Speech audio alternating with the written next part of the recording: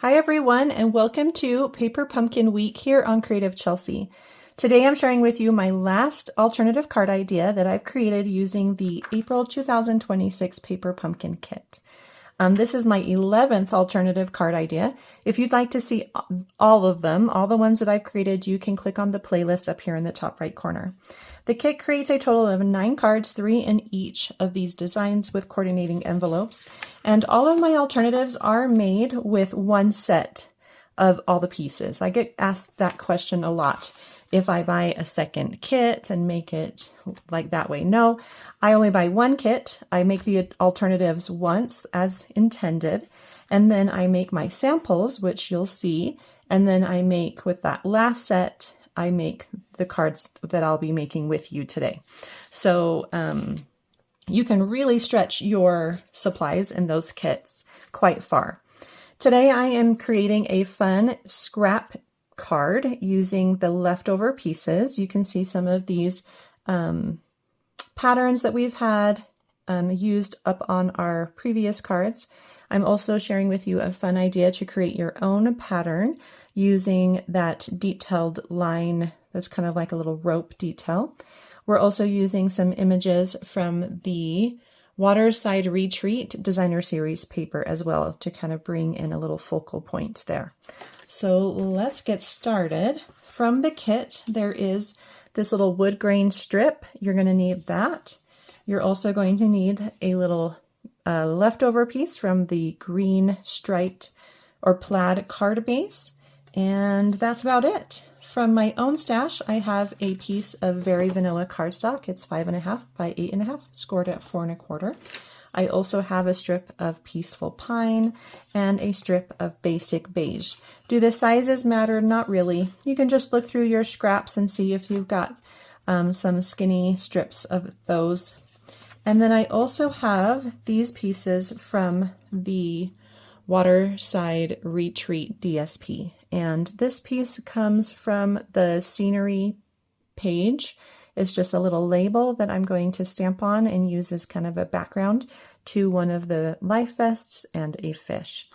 And again, they're different ones than what I've used before, but it will be just fine.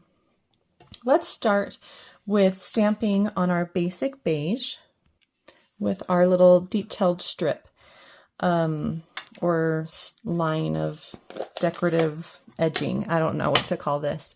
But we've used it over the past couple weeks, lots of different ways. So I hope you have seen or gotten some ideas on fun ways to use this. So we are going to do some second generation stamping. So wherever you place a full, just go ahead and do a second one right next to it. We're going to start by doing, what are these? Vertical lines. I like to hold it off center just a little bit. It's a little easier for my hands.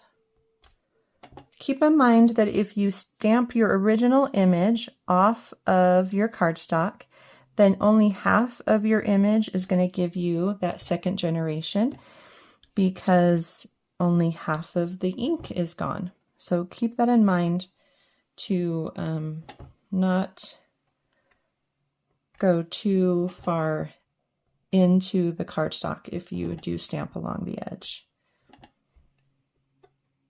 Okay, well, let's do another one over here. All right, so we've got our verticals. We're kind of creating our own little plaid here. So once you've done that, then you're going to go opposite into a horizontal image, but just kind of repeat the same idea. You're going to do a strong image with a lighter image right next to it. And it can be very random. There's no rhyme or reason here. Just try to keep them at 90-degree angles. You can see I'm not doing a great job at that. But again, this is going to get tucked in around some of our other images. So it should be okay. Just fill in any spaces that you feel need a little more ink. I think that should be good. All right, so it's going to look something like this.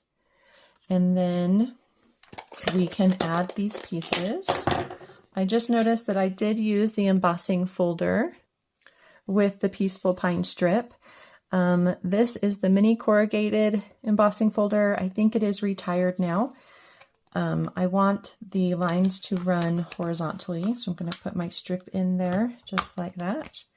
Clean up my, oh dang it, I just got blue ink on there. Clean up my thing. Look, just a little blue ink smudge because I was working too quickly. Okay, let's go ahead and emboss this. Okay, so we've got that texture, and so I think we've got all 4 pieces that we can now add to our card base. So fold along the score line, and then use your bone folder. And we're going to just start adding these with some liquid adhesive. Doesn't really matter where they go. This one is so big, I'm going to put it kind of in the middle, in the back. And you want to put everything at a slight angle. Let's do our green plaid piece next. I'm going to go with this one down a little lower, maybe about there. And then we'll go with our green embossed paper. It's a little longer, so we can kind of fill in any gaps. I kind of want to bring it in just a little bit. And then we've got our strip. Now you'll see that my strip on my card is a little longer than the original.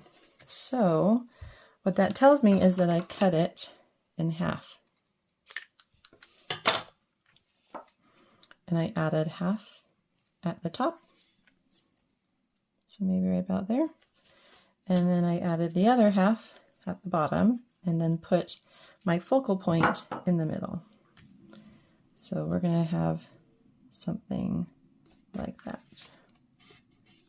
Okay, I'm going to open it up, use my bone folder to smooth out all the liquid glue, and then we are ready to go to the next step. I am going to stamp Happy Father's Day in the Peaceful Pine on the right side of my little label.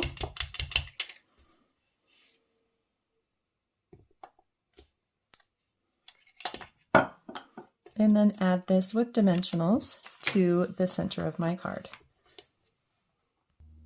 Okay, so right in the middle where I've got the gap, I'm going to place Happy Father's Day label. I do want this to look straight on the card. And then I'm going to add my vest. I've already fussy cut it out from that DSP and added some embellishment, or not embellishments, dimensionals. Just stick that on the top half. And then I've got my little fish for the bottom half. I'm going to add a second dimensional. I wasn't sure where I'd place it, so I didn't put tons of dimensionals on it. And we'll just stick it right there. So cute. Let's go ahead and do a little bow here in the bottom corner. I've got crumb cake, about 10 inches of the crumb cake baker's twine. Just tie a little bow here.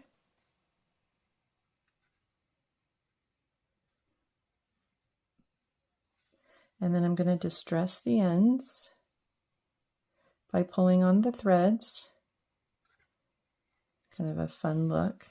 You can also scrunch it a little bit if you want.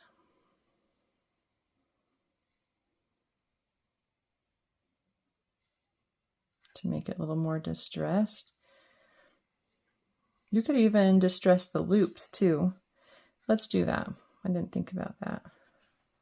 So distress all the way going through and then kind of spread it back out a little bit.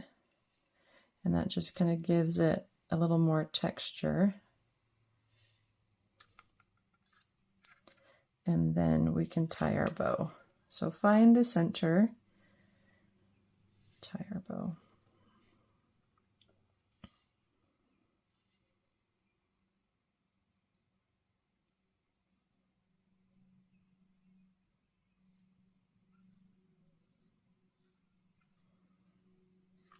Kind of like that.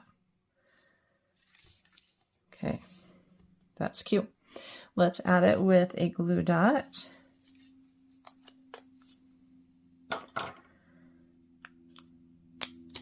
Just gonna stick it kind of in this corner by the fish, kind of roll it up on itself just a little bit, and then stick my bow there.